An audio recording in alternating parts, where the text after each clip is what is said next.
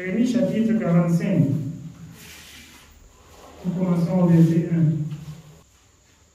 Excusez-moi, j'ai peur. Amen. La parole que Jérémie, le prophète, adressa à Baruch, fils de Nérijah, lorsqu'il écrivit dans un livre ces paroles, sous la dictée de Jérémie, la 40e année de Joachim, fils de Josias, roi de Juda, il dit: Ainsi parle l'Éternel, le Dieu d'Israël, sur toi, Baruch. Tu dis: malheur à moi, car l'Éternel ajoute le chagrin à ma douleur. Je m'épuise en soupirant et je ne trouve point de repos. Dis-lui, ainsi parle l'Éternel, voici ce que j'ai bâti, je le détruirai. Ce que j'ai planté, je l'arracherai. Savoir tout ce pays. Et toi, rechercherais-tu de grandes choses? Ne les recherche pas, car voici, je vais faire venir le malheur sur toute chair, dit l'Éternel, et je te donnerai ta vie pour butin dans tous les lieux où tu iras. Amen. Amen. Donc, nous voyons en fait, Baruch s'inquiétait pour beaucoup de choses. Pour beaucoup de choses. Parce qu'en fait, partout où on tenait Jérémie, c'était son. C'est-à-dire, Baruch était le frère de Jérémie. C'était son frère de service. C'était son compagnon d'œuvre. Partout où on tenait Jérémie, lui aussi était là. Parce que lui, il écrivait beaucoup de choses sous la dictée de Jérémie. Et il s'inquiétait pour beaucoup de choses. Que voici, je suis comme ça, je suis ceci, je suis ceci. Nous voyons que lui, en fait, il y a des choses qu'il ne comprenait pas. Mais si nous regardons dans Psaume 73, nous allons voir que Asaph aussi n'avait pas compris à un moment jusqu'à ce que Dieu lui donne de comprendre. Quand il s'inquiétait en disant, les méchants, ils sont toujours heureux. Ils sont toujours chargés dans bon point. Jusqu'à ce que le Seigneur lui fasse comprendre, et il dit à la fin que ma chair et mon cœur peuvent se consumer, mais Dieu sera toujours le rocher de mon cœur. C'est-à-dire qu'il a maintenant de l'assurance qu'il ne s'inquiète plus de rien. Baruch s'inquiétait pour beaucoup de choses. C'est là que le Seigneur lui dit, tout ce que tu vois là, tout ce que j'ai construit, tout ce que j'ai bâti, ça c'est ma main qui a créé tout ça. C'est moi qui ai fait tout ça. Mais je vais détruire. C'est ce que le Seigneur dit. Nous voyons dans l'Apocalypse, il nous dit qu'il y a quelque chose de nouveau qu'il va faire. C'est-à-dire, il va créer une nouvelle terre et les nouveaux cieux. Donc ceci ne sera plus. Ça sera consumé, ça sera bouleversé. Si nous ne faisons pas attention, nous aussi, nous allons nous inquiéter pour beaucoup de choses dans ce monde aujourd'hui. Beaucoup. On va beaucoup s'inquiéter. Et courir derrière de grandes choses, vouloir obtenir de très grandes choses. Mais oubliant que ces choses seront consumées d'ici peu. Oubliant ça. Si nous ne comprenons pas ce que le Seigneur a dit à Baruch, à la fin là, pour qu'il ne s'inquiète plus des choses du monde, nous allons nous inquiéter de même aujourd'hui. Et ces choses seront détruites. Ces choses seront consumées. C'est pour ça que le Seigneur nous dit dans Matthieu 6, là, on va chercher premièrement le royaume et la justice de Dieu. Et le reste là, pour lequel les gens s'inquiètent beaucoup, nous sera donné simplement. Ça nous sera donné au temps convenable. Ça nous sera donné en proportion de ce que nous pouvons gérer ou non. Parce qu'on peut beaucoup courir pour les grandes choses, on finit par embrasser même ce qu'on ne pourra pas gérer. Mais si on avait écouté le Seigneur, il nous aurait donné, ce qui nous suffit, ce qui est à notre taille. Amen. Donc nous comprenons en fait, une fois de plus, Baruch s'inquiétait beaucoup. Le Seigneur lui rassure en disant, je vais détruire toutes ces choses, mais sache que si tu ne t'inquiètes plus et si tu t'attaches à moi, quand les hommes armés partent en guerre, il y a toujours le butin. Il y a toujours le butin. Mais si le Seigneur détruit tout ce qu'il a fait là, le butin sera encore quoi? Il n'y en a plus, non? Il n'y a plus de butin. Mais le Seigneur lui rassure que ta vie, ça sera ton butin. Je vais tout détruire, mais ta vie ne sera pas détruite. Donc, cesse de chercher de grandes choses. De te demander pour chercher de grandes choses. Parce qu'on peut s'inquiéter pour chercher de grandes choses jusqu'à oublier la plus grande chose même qu'il faut d'abord chercher. Celle qui est la plus grande, qui est la vie éternelle, qu'il faut d'abord chercher. On oublie ça et on s'inquiète pour beaucoup d'autres choses. C'est pour ça que le Seigneur lui rassure en disant, fais attention, ne t'inquiète plus là. Il demande à Jérémie. C'est une prophétie que Jérémie faisait pour Baruch, pour son compagnon d'œuvre. Et voilà ce que l'Éternel dit pour toi. Il va détruire tout ça et ta vie sera ton butin. Il va te donner ta vie. Il ne détruira pas ta vie. Alors, si le Seigneur dit, à quoi sert-il à un homme de gagner tout le monde s'il perdait son âme? Si le Seigneur gardait même toutes ces choses de la sang détruite et qu'il ôtait la vie à quelqu'un, où est l'avantage? Il n'y en a pas. Donc, nous allons continuer en fait en lisant Lamentation chapitre 3. Commençons même au verset 19, 3.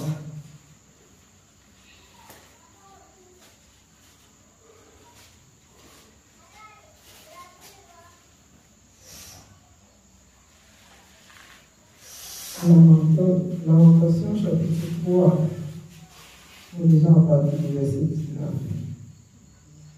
Quand je pense à ma détresse et à ma misère, à la faim et au poison, quand mon âme s'en souvient, elle est abattue au-dedans de moi. Voici ce que je veux repasser à mon cœur, ce qui me donnera de l'espérance. Amen. Nous voyons le serviteur de Dieu, ça c'est Jérémie qui parle. Quand il se souvient de sa détresse, de ceci, son âme est abattue au-dedans de lui.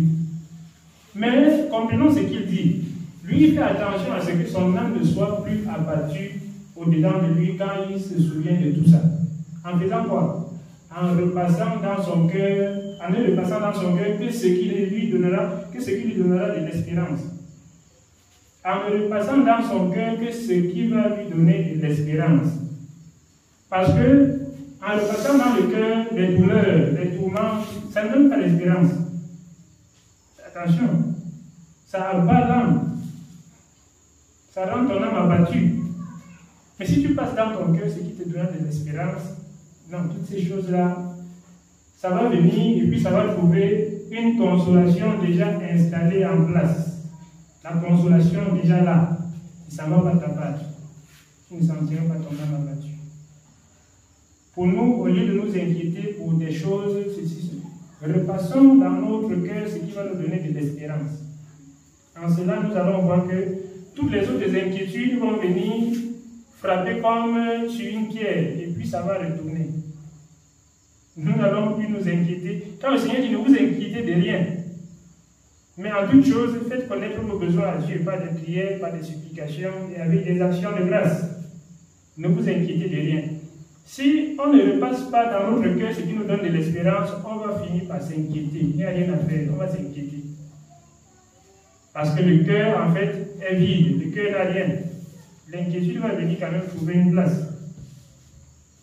Le cœur ne peut pas rester comme ça sans rien. Il y a quelque chose qui doit remplir le cœur.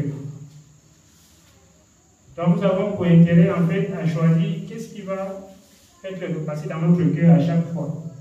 Si ce sont les inquiétudes, si ce sont les douleurs, ou si c'est ce qui nous donne de l'espérance. Ce qui nous fait comprendre que nous ne travaillons pas pour rien. Ce qui nous donne la joie du Seigneur dans le cœur. Si c'est ça, c'est bon. Les inquiétudes ne trouveront pas leur place. Nous pouvons continuer. Nous continuons au verset 21. Les bontés de l'Éternel ne sont pas épuisées. Ses compassions ne sont pas à terme. Elles se renouvellent chaque matin. Oh, que ta fidélité est grande. Amen. Oui. Les bontés de l'Éternel ne sont pas épuisées. Donc, si on a une petite tribulation maintenant et que notre âme est abattue au-delà de nous, c'est pas parce qu'on a une petite tribulation maintenant qu'on va croire que les bontés de Dieu se sont épuisées. Non. Repassons dans notre cœur ce qui nous donne de l'espérance. Le Seigneur nous fait comprendre en fait ce qu'on voit, est-ce qu'on peut encore espérer? On espère ce qu'on ne voit pas, ce qui n'est pas encore là. Il faut bien ça. Mais si nous retenons que les bontés de l'Éternel ne sont pas épuisées, ces bienfaits ne sont pas à l'éternel parce que ça se renouvelle chaque matin. Chaque matin. On ne va pas s'inquiéter comme Baruch s'inquiétait pour des choses, pour des choses qu'il arrive, pour des coups qu'il recevait et tout ça. Non, on ne s'inquiétera pas. Nous allons voir que l'apôtre Paul, en fait, avait compris ça. Il ne s'inquiétait pas pour des coups qu'il recevait. Nous comprenons un peu. Il ne s'inquiétait pas. Il glorifiait plutôt Dieu pour ça. L'apôtre Pierre ne s'inquiétait pas avec les autres apôtres. Les apôtres ne se sont pas inquiétés. Ils disaient que, attends, ce qui manquait même au coup du Seigneur là, donnez-nous ça. Ils ne s'inquiétaient pas. Parce qu'ils avaient compris. Ils avaient lu ce que nous lisons aujourd'hui là et ils ont compris. Le Seigneur les a parlé dessus. Ils ont compris, ils ne s'inquiétaient de rien. Quelle que soit la tribulation. C'est pour ça que je me rappelle dans, je crois que c'est 2 Corinthiens 1. Là où les apôtres disent que nous ne voulons pas vous faire ignorer, frère. Lisons voir. 2 Corinthiens, voir si c'est 2 Corinthiens 1.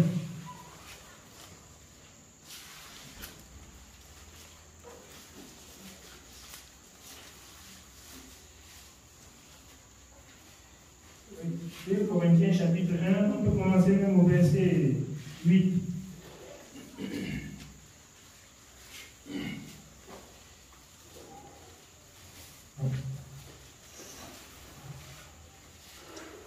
Corinthiens chapitre 1, à partir du verset 8. Nous ne voulons pas, en effet, vous laisser ignorer, frères, au sujet de la tribulation qui nous est survenu en Asie, que nous avons été excessivement accablés au-delà de nos forces, de telle sorte que nous désespérions même de conserver la vie. Et nous le gardions comme certains notre arrêt de mort, afin de ne pas placer notre confiance en nous-mêmes, mais de la placer en Dieu qui ressuscite les morts. Celui qui nous a délivrés et qui nous délivrera d'une telle mort, lui de qui nous espérons qu'il nous délivrera encore. Vous-mêmes aussi, nous assistons dans vos prières, afin que la grâce obtenue pour nous par plusieurs soit pour plusieurs une occasion de rendre grâce à notre sujet. Oui, donc nous comprenons une fois de plus qu'ils ont été accablés au point où ils espéraient même de conserver la vie. Mais dans tout ça, ils n'ont pas placé leur confiance ni en eux-mêmes ni en personne, mais en Dieu seulement. C'est-à-dire qu'ils ont repassé dans leur cœur l'espérance. Ils espéraient en Dieu que Dieu va les délivrer. Que même s'ils meurent, Dieu est celui qui ressuscite les morts, il n'y a pas de souci. Ils ne s'inquiétaient pas. Mais nous comprenons, ils ont été accablés au-delà même de leur force. C'est-à-dire de telle sorte que c'est insupportable. Mais si c'est pour nous, c'est encore supportable, on commence à dire, ah, l'histoire, si ça peut tuer quelqu'un, il faut qu'on essaye de voir. On n'est pas sûr qu'on peut vivre, il faut qu'on essaie de voir une alternative. Non. Pour l'enfant de Dieu, nous devons être comme des soldats. Un soldat, quand il est en guerre, même si c'est la mort, il n'y a pas de souci. Mais il n'est pas allé en guerre pour mourir. Il ne va pas en guerre pour mourir. Mais s'il faut combattre jusqu'au sang, il est prêt. Il faut lutter jusqu'au sang, il est prêt. Jusqu'au bout. Il n'y a pas de souci. On nous dit que c'est honneur et fidélité.